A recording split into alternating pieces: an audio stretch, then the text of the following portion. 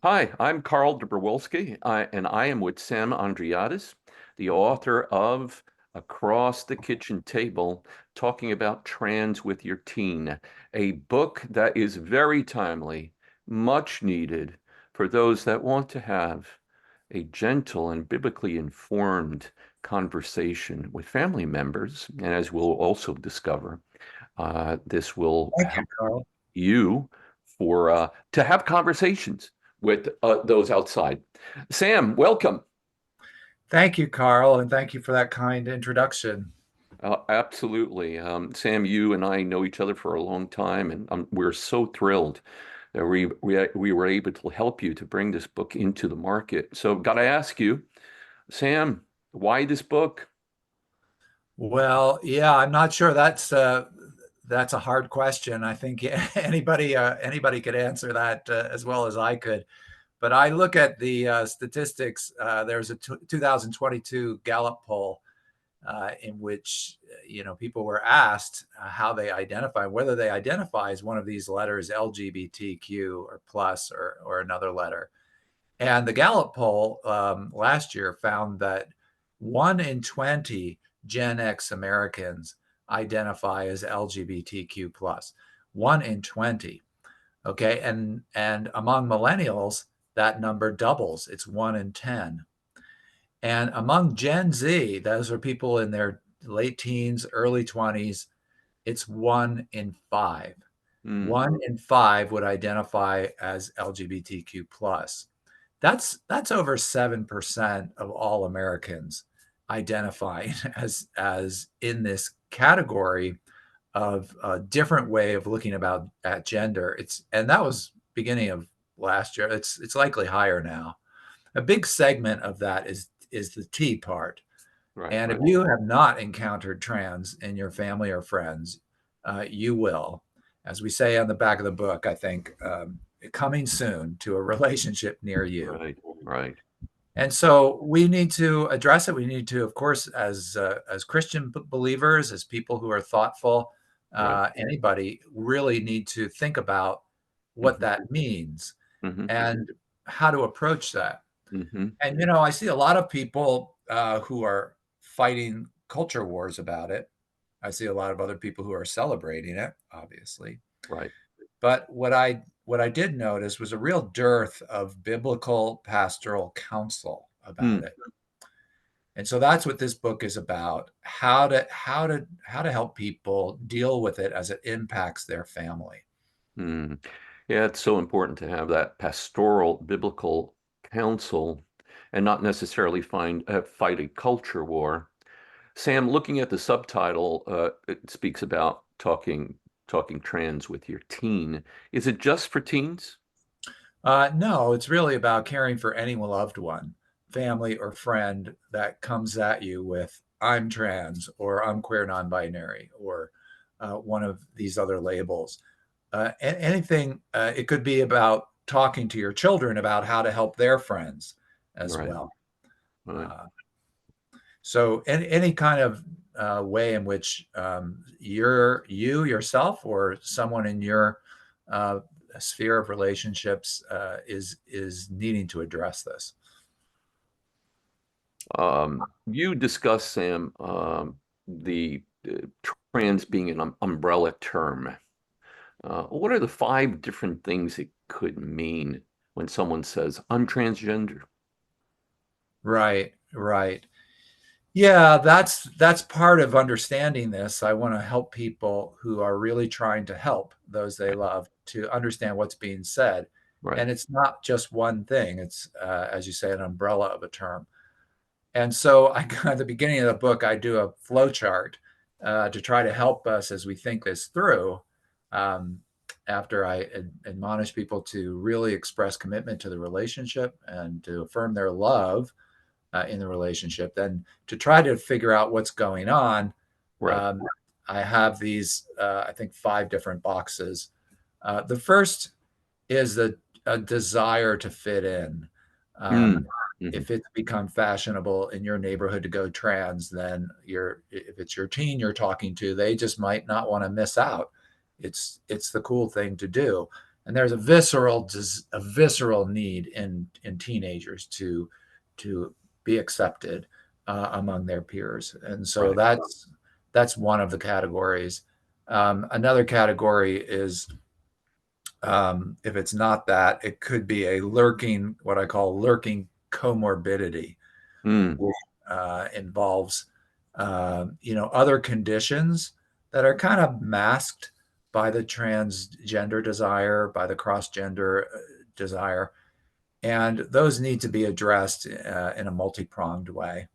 Um, if it is, there is a box that is true body alienation.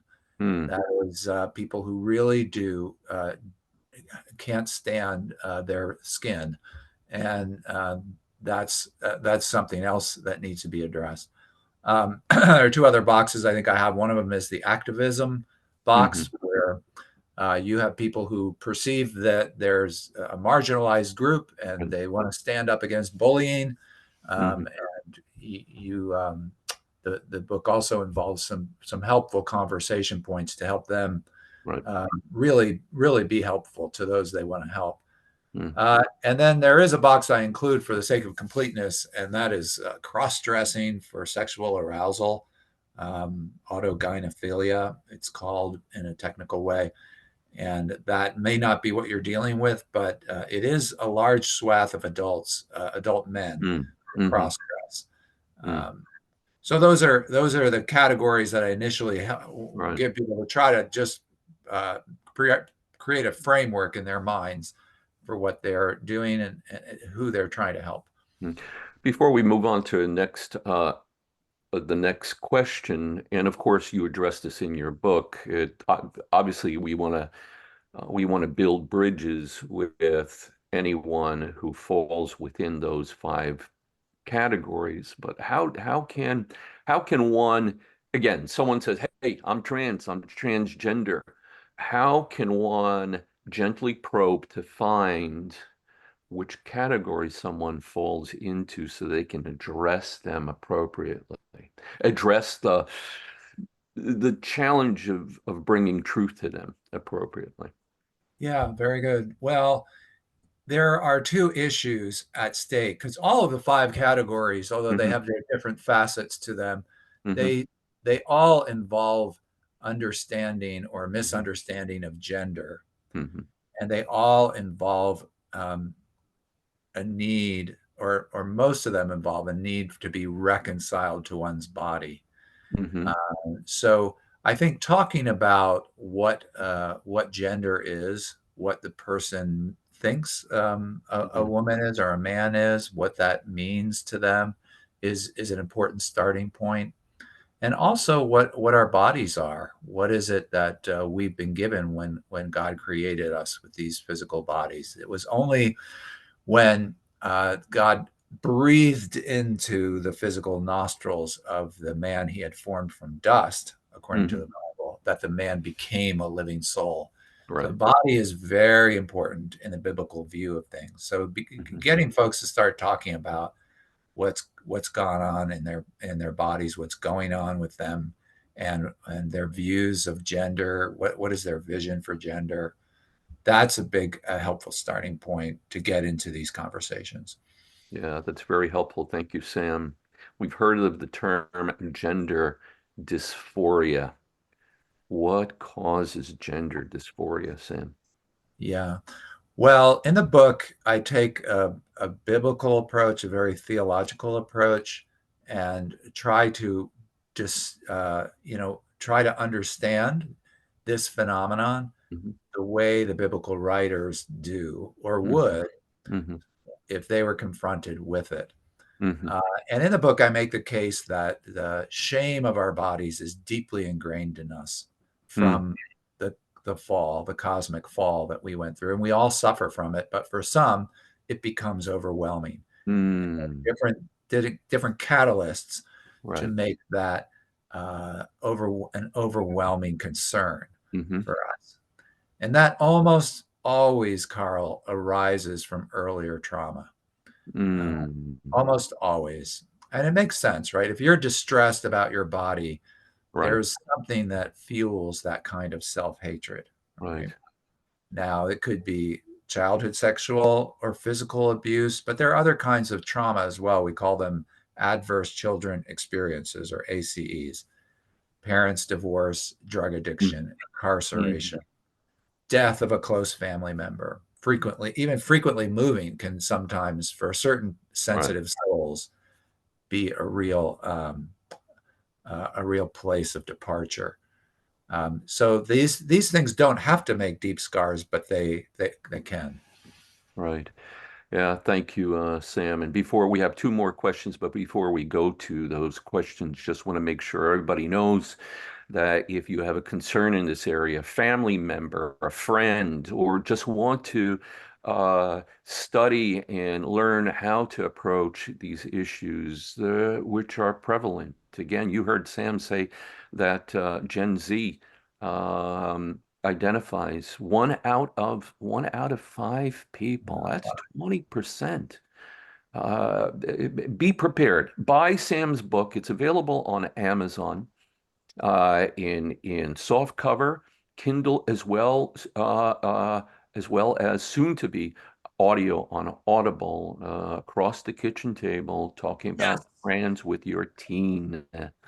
And by the way, Sam is the narrator, so you'll have a wonderful voice to hear as you soak in vital information. Sam, you spend time in the book talking about what gender is, masculinity and femininity. Femininity. Why is that important in dealing with trans? Yeah. Um, well, it's important to create a, a vision for Mm, gender. mm, These different situations that people might in, they all involve a need to create a vision for a gender right, distraught person. Um, so it's absolutely essential for right. people to get into what is masculinity really? Mm, Because some people will be surprised to find that the Bible does not support gender stereotypes. mhm, That's not what the Bible traffics in. And if you try to go and find them, you don't find them in the Bible. Like, just for example, the Bible never says, a woman needs to wear dresses. That's what a woman is, or a man is the person who goes to the hardware store. That's got to be the way it is. The Bible never does that. Instead, the Bible talks about gender, as I make the point in all my mm, books. Gender is about relationship. right. And so defining the way, staying close to the way the Bible defines masculinity and femininity is very important for dealing with trans, whatever box you're in. People need a vision for the goodness of the gift of Mm, how God has made us. mm. And despite, I mean, you make a very good point about, to some level, because of the cosmic fall, there is some shame about our bodies. Some experience that more, or some with some less. But it's so important to cast that vision, as you mentioned, for something, as opposed to just dealing with issues, casting that vision. This is what God had.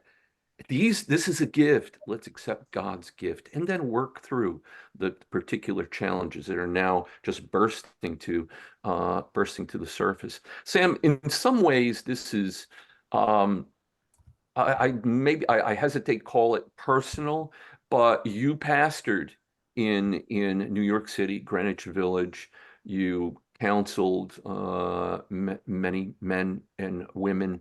Is that how this book was birthed?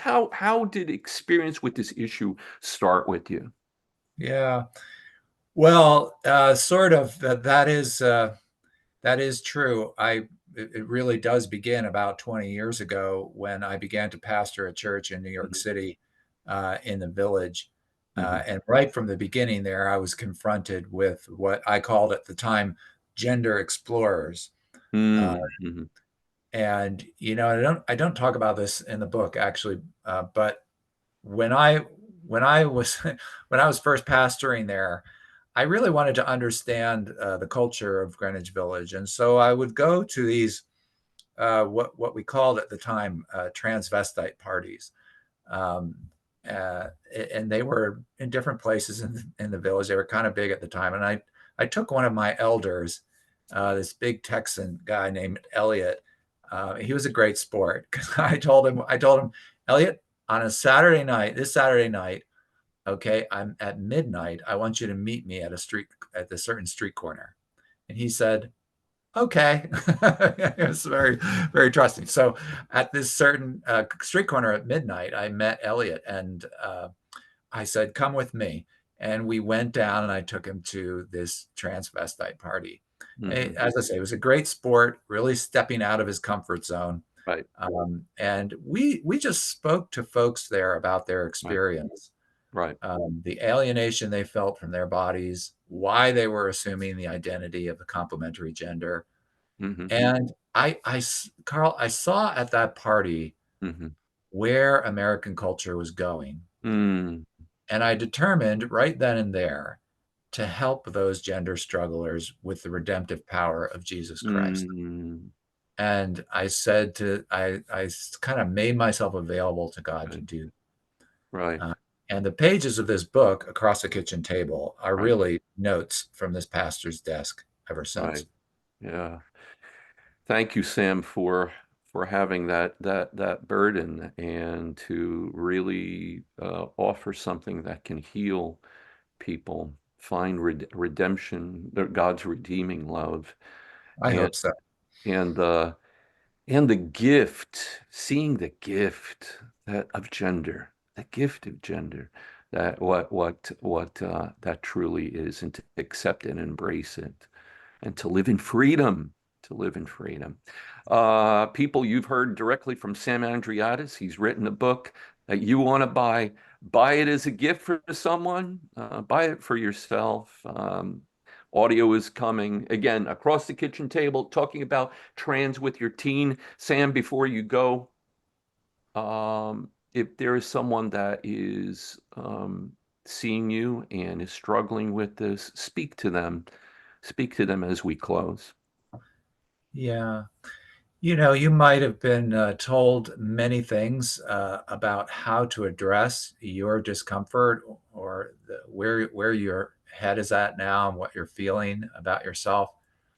And I would ask that you would carefully consider the roads that are in front of you because they have great consequences, the roads that you decide to go down. And there is something to know about Christ that we find in the pages of Scripture, and that is that he understands the difficulty, and he has even for this problem addressed it with his own body. So if you're having trouble with your body, you need to know that Jesus Christ has answered that by giving his body, and that is something that can overpower even the despair you might feel. There's another solution, and I hope and I pray that you find it.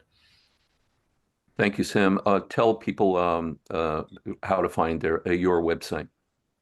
Sure. The website is www.affirminggender.com. That's one word, affirminggender.com. And we really do affirm gender there, the Mm. reality of gender. You can go there, you can get additional resources. Certainly, the book, you can see where to order it there. And you can get a lot of commentary. I kind of regularly post there on these issues just to begin your journey thinking about these things. Thank you again, Sam, and we wish everyone a blessed and Merry Christmas. Get the book, go to the website. God bless you, and we love you. And yeah. Thanks, Carl. And thanks so much for your help in bringing this to fruition.